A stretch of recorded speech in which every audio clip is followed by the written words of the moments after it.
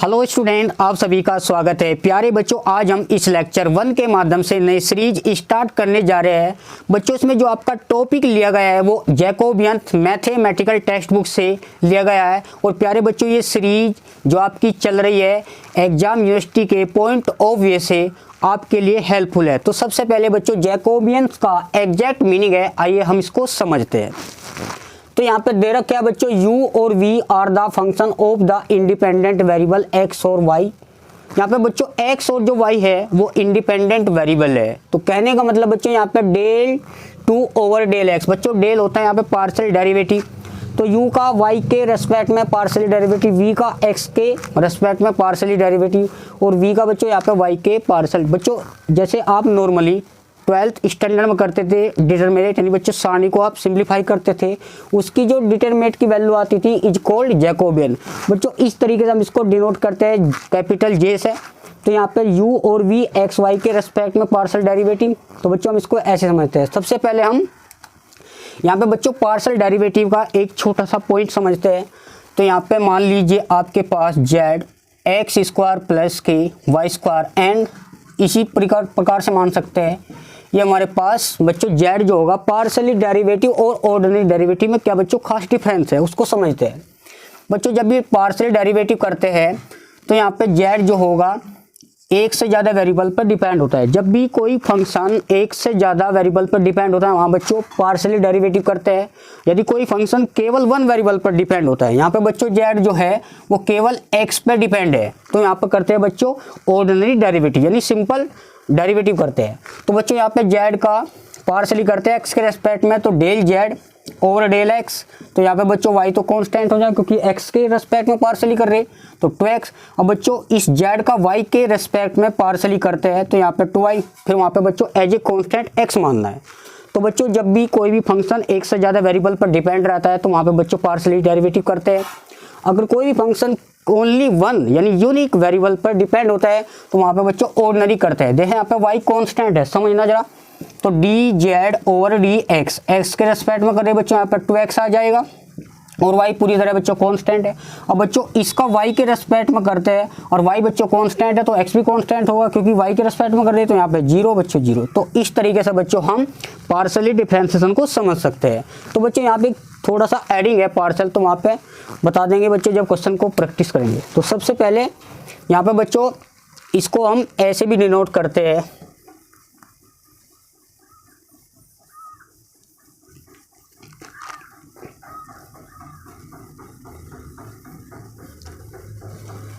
बच्चों 3 वेरिएबल पे दे सकता है u v और w।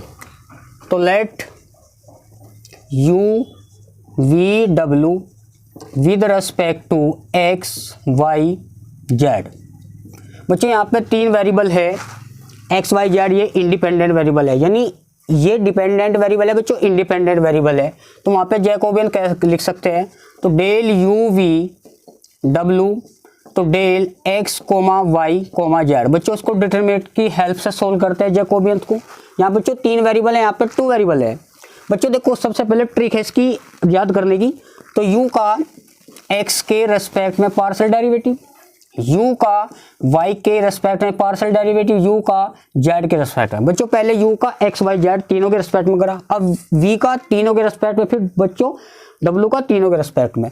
तो यहाँ पे del v over del x, तो del v over del y, तो del v over del z। अब बच्चों w का कर देंगे, तो del w over del x, तो del w over del y, तो del w over del z। तो इस तरीके से बच्चों 3 इंडिपेंडेंट वेरिएबल है। तो यहाँ बच्चों 2 का है, तो 3/3 को हम ऐसे सोल्व करते हैं जैसे आप 12th में करते थे ना डिटरमिनेंट की हेल्प से। तो यहाँ पे बच्चों एक क्वेश्चन की प्रैक्टिस करते देखते हैं।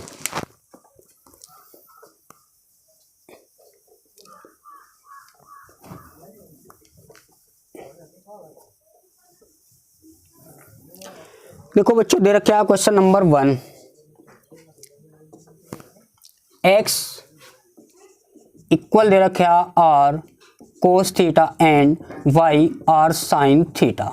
आपसे बच्चों जो वैल्यू पूछी गई वो डेल x कोमा y, तो del r theta and del r theta, तो डेल एक्स कोमा वाई। बच्चों ये वैल्यू आपसे पूछी गई। तो बच्चों यहाँ पे ध्यान रखें, जब भी डेल दे रखा है वो आप जैकोबियन की हेल्प समझना। तो यहाँ पे सॉल्यूशन देखिए बच्चों, जब भी x बराबर r दे रखा हो तो हम इससे बना सकते हैं एक्स स्क्वायर प्लस के Y square equal R square. ये रिजल्ट बच्चों आपको याद करना, दोनों को ऐड स्क्वायरिंग करके बच्चों ऐड कर देना। तो यहाँ पे हमको चाहिए डेल x और डेल y। तो सबसे पहले बच्चों वी हैव दैट, हम इसको लेकर जिसकी वैल्यू पूछेगा उसको लेकर चलेंगे। तो डेल x कोमा वाई, तो डेल r कोमा थीटा, इसको डिटरमिनेंट की हेल्प से सोल्व करना। बच्चों x का r के रेस्पेक्ट में और x का थीटा के रेस्पेक्ट में पार्शियल डेरिवेटिव करते हैं, y का r के रेस्पेक्ट में, y का थीटा के रेस्पेक्ट में। अब बच्चों आपकी ये वैल्यू चाहिए, x फंक्शन है, y भी कोई फंक्शन है। तो यहाँ बच्चों सॉल्यूशन देखो, इसको ऐसे निकाल लेना, इसका x के रेस्पेक्ट में, बच्चों यहाँ पे r के रेस्पेक्ट में है तो थीटा कॉन्स्टेंट हो जाएगा। तो डेल x यहाँ पे डायरेक्ट भी रख सकते हैं इसकी वैल्यू, x का r के रेस्पेक्ट में, बच्चों r का 1 हो जाएगा तो कोस थीटा, x का थीटा के रेस्पेक्ट में, बच्चों x का थीटा के रेस्पेक्ट में, तो r कांस्टेंट है, कोस थीटा का हो जाएगा माइनस के साइन थीटा, ये r आगे आ जाएगा माइनस। अब यहाँ बच्चों देखो y का r के रेस्पेक्ट में, y के यहाँ पे r के रेस्पेक्ट में अगर r का 1 तो साइन थीटा बचेगा, y का थीटा के रेस्पेक्ट में, तो थीटा का यार तो कांस्टेंट है तो कोस थीटा, बच्चों r तो कांस्टेंट है। अब इसको 2/2 की 2 क्रॉस 2 की डिटरमिनेंट कैसे सोल्व करते हैं बच्चों, इसको ऐसे मल्टीप्लाई करो, r कोस स्क्वायर थीटा, एक बीच में माइनस आता है और माइनस माइनस प्लस, तो r साइन साइन यहाँ पे स्क्वायर हो जाएगा। बच्चों r कॉमन लेंगे, इसकी वैल्यू आप जानते हैं विच इज 1, तो r इसका आंसर आएगा। अब इसी प्रकार बच्चों हम लेके चलते हैं del r theta del X Y. तो यहाँ पे समझने वाली बात है, r का x के रेस्पेक्ट में, r का y के रेस्पेक्ट में पार्शियल डेरिवेटिव करते हैं। तो बच्चों r थीटा में आप एक रिलेशन बना लो, यहाँ पे समझना। तो बच्चों now del r theta over del x comma y, बच्चों इसको लिख सकते हैं r का x के रेस्पेक्ट में, r का y के रेस्पेक्ट में पार्शियल डेरिवेटिव और x का थीटा का x के रेस्पेक्ट में और थीटा का y के रेस्पेक्ट में। बच्चों यहाँ पे r भी दे रखा है, x y तो फर्स्ट स्टेप में कंप्लीट हो गया, और यहाँ पे थीटा भी है बच्चों। अब थीटा देखो कैसे निकालते हैं ये समझने की जरूरत है। आप इसको एज्यूम कर लें इक्वेशन 1 और इक्वेशन 2, दो 2 को फर्स्ट से डिवाइड कर देंगे बच्चों। यहाँ पे tan थीटा हो जाएगा, भैया r सार कर जाए तो y बाई x, तो हम इसको लिख सकते हैं theta equal tan inverse y by x। जब भी बच्चों इस टाइप का क्वेश्चन है इसको ऐसे अरेंज कर लेना चाहिए। तो थीटा, क्योंकि हमें थीटा का x के रेस्पेक्ट में पार्शियल डेरिवेटिव चाहिए और थीटा का y के रेस्पेक्ट में। तो यहाँ पे समझते हैं बच्चों, आपके पास ये वैल्यू है यहाँ पे r का x के रेस्पेक्ट में, बच्चों r का देखो यहाँ पे 2x, तो 2r into del r over del x, 2 से 2 कट जाएगा, तो del r over del x की वैल्यू x अपॉन r। जब बच्चों y के रेस्पेक्ट में करेंगे तो y अपॉन r, ऐसे समझते हैं। तो थीटा का x के रेस्पेक्ट में, बच्चों ये थीटा है हमारे पास, थीटा दे रखा है हमारे पास tan inverse y by x, इसका x के रेस्पेक्ट में करते हैं बच्चों। tan इनवर्स का क्या है 1 प्लस के Y square upon X square, और x के रेस्पेक्ट में कर दे बच्चों। यहाँ पे देखो y x के रेस्पेक्ट में है तो y तो कांस्टेंट हो जाएगा और x का हो जाएगा माइनस के 1 बाई एक्स स्क्वायर। तो बच्चों हम इसको माइनस सामने आ जाएगा तो y अपॉन एक्स स्क्वायर, इसे एलसीएम लोगे तो एक्स स्क्वायर से एक्स स्क्वायर, तो हमारे पास माइनस के एक्स स्क्वायर प्लस के वाई स्क्वायर बचेगा। और बच्चों हम इसको लिख सकते हैं माइनस के R square with the help, एक रिजल्ट है बच्चों ये आपका, इस लिख सकते हैं क्योंकि और सिंप्लीफाई हो जाएगी। तो हमारे पास जो वैल्यू आई माइनस के आर स्क्वायर।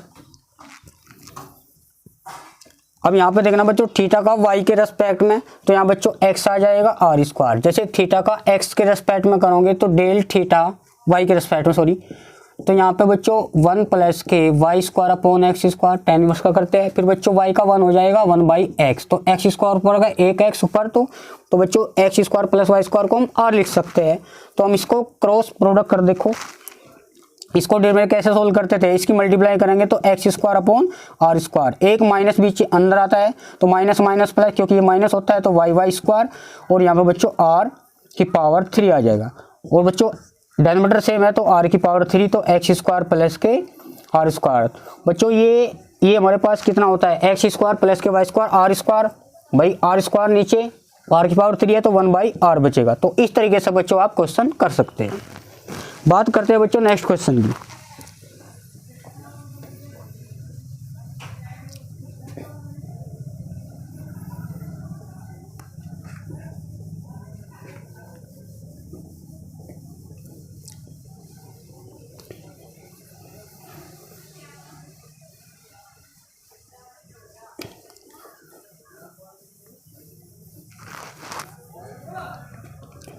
सेकंड क्वेश्चन है बच्चों, दे रखा है हमारे पास x equal R sine theta cos phi, x equal R sine theta into cos phi and y दे रखा है R sine theta sine phi, R sine theta sine phi, यहाँ पे बच्चों r कर लेना, और z दे रखा है बच्चों आर कोस थीटा। हमें किसकी वैल्यू फाइंड करनी है, तो del x comma Y comma Z और डेल आर थीटा फाई, ये हमें वैल्यू फाइंड करनी है।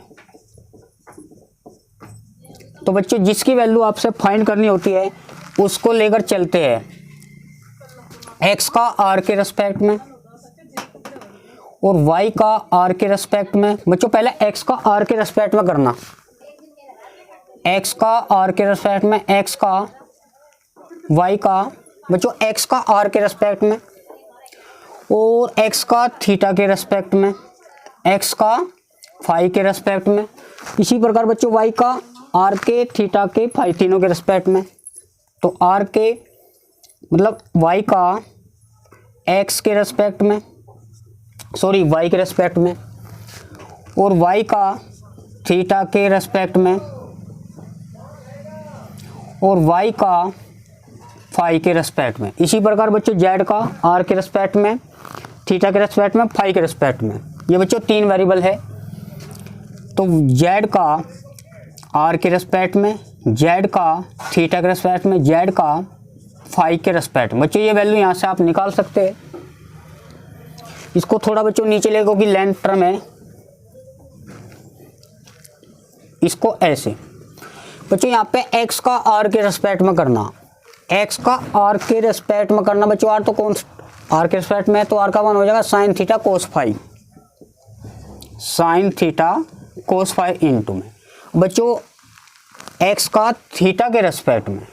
अब जो यहाँ पे x है इसका थीटा के रेस्पेक्ट में करो, तो x का थीटा के रेस्पेक्ट में साइन थीटा का बच्चों कोस थीटा हो जाएगा, तो r कॉन्स्टेंट मानना पड़ेगा कोस फाई, कोस थीटा और इंटू कोस फाई, क्योंकि यहाँ पे थीटा के रेस्पेक्ट में। अब x का फाई के रेस्पेक्ट में, तो कोस फाई का बच्चों माइनस के साइन फाई, माइनस आगे आ जाएगा तो माइनस के r sine theta into sine phi. तो बहुत ध्यान से करना, x का r के रेस्पेक्ट में, x का थीटा के रेस्पेक्ट में, x का फाई के रेस्पेक्ट में, जिसके रेस्पेक्ट में उसका ही करना है। तो यहाँ बच्चों अब y का r के रेस्पेक्ट में, इस y का r के रेस्पेक्ट में r का तो 1 हो जाएगा, तो sine theta into sine phi. अब y का थीटा के रेस्पेक्ट में साइन थीटा का क्या हो जाएगा कोस थीटा, r और साइन फाई कांस्टेंट होंगे। अब यहाँ पे y का फाई के रेस्पेक्ट में साइन फाई का बच्चों हो जाएगा प्लस का कोस फाई। इसी प्रकार हम z का किसके रेस्पेक्ट में r के रेस्पेक्ट में करेंगे, तो 1 यानी कोस थीटा बचेगा। z का थीटा के रेस्पेक्ट में कोस का क्या बच्चों माइनस, माइनस आगे लिख देंगे साइन थीटा। बच्चों यहाँ पे z का फाई, फाई वाली कोई टर्म नहीं है तो सारा कांस्टेंट है, इसको हम 0। जैसे बच्चों आप 12th स्टैंडर्ड में डिटरमिनेंट को सिंप्लीफाई करते थे तो यहाँ बच्चों इसकी जो वैल्यू है आप लिख सकते हो r साइन स्क्वायर थीटा। ठीक है बच्चों, इस तरीके से इसकी वैल्यू सोल्व करना। बचे इसके एलोंग एक्सपेंशन करेंगे है ना, ये प्लस और फिर माइनस इस टाइप से और ये प्लस। तो जब सोल्व करेंगे बच्चों आपको r साइन देता है, ये आपका फाइनल है बच्चों, इसको सॉल्व कर सकते हो। बात करते हैं बच्चों नेक्स्ट क्वेश्चन।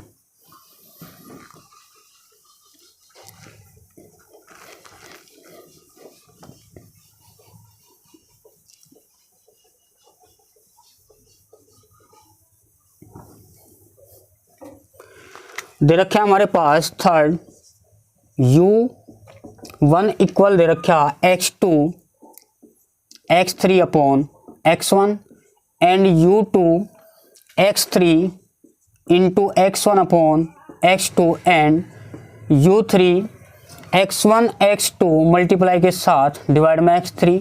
बच्चों ये वैल्यू आपसे पूछी है, फाइंड द वैल्यू ऑफ यानी del u1 u2 u3 divide में डेल x1 x2 x3। बच्चों यहाँ पे u1 u2 u3 फंक्शन है और x1 x2 x3 independent variable है। बच्चों इसको सबसे पहले जैकोबियन की हेल्प से इसको ओपन कीजिए।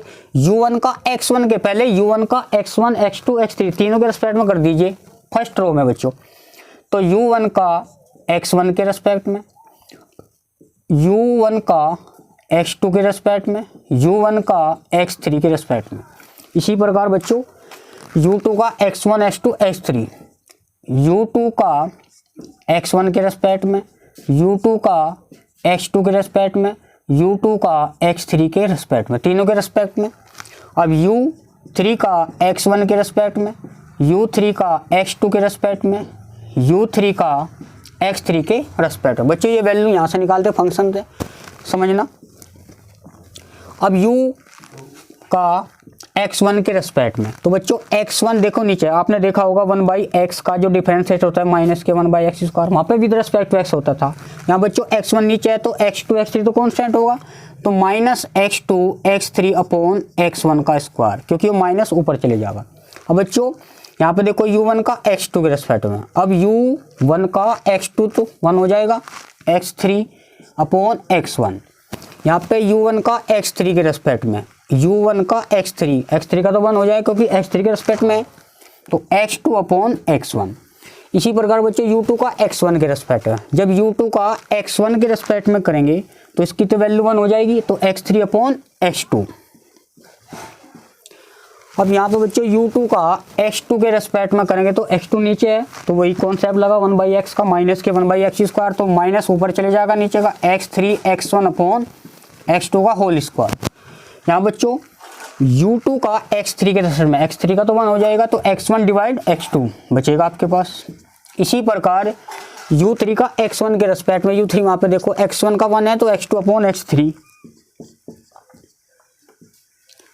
और यहाँ पे दे रखा है u3 का x2 के रेस्पेक्ट में, तो x1 अपॉन x3, और u3 का x3 के रेस्पेक्ट में, जबकि x3 नीचे है तो ये कॉन्सेप्ट है, तो माइनस आगे आ जाएगा, तो x1 x2 अपॉन x3 का स्क्वायर। ठीक है बच्चों, इन दोनों वैल्यू को आप सोल्व कर लेना जैसे आप 12th में करते थे, जो आपका वो रिक्वायर्ड रिजल्ट फाइनल आंसर होगा। ठीक है, आज के लिए बच्चों फिलहाल इतना, मिलते हैं नेक्स्ट लेक्चर के साथ।